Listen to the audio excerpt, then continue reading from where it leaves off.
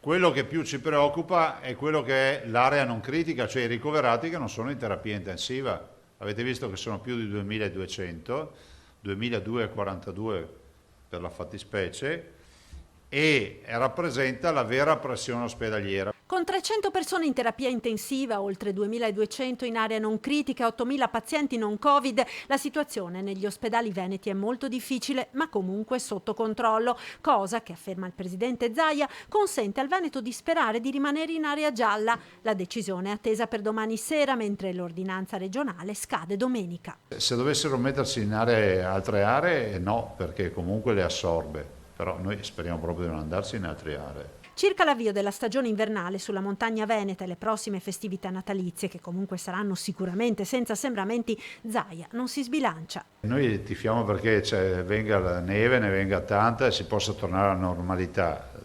Da qui alla normalità c'è di mezzo il buonsenso, nel senso vedremo di capire giorno dopo giorno quale sarà l'evoluzione. Non vorrei che qualcuno pensasse che adesso possiamo far festa perché si sta scendendo. Abbiamo ancora 2500 persone ricoverate e anche oggi abbiamo un più 50, più 40, quant'è? Finché c'è più lì vuol dire che non stiamo scendendo. Nel frattempo si riapre il fronte sull'attendibilità dei tamponi rapidi con il Comitato Tecnico Scientifico del Veneto che chiede non vengano utilizzati sul personale sanitario. Zaia pone quindi la questione a livello nazionale. Questo è un elemento diagnostico certificato da tutto il mondo.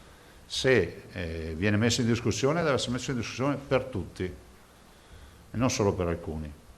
E non solo, alcuni intendo regioni, cioè.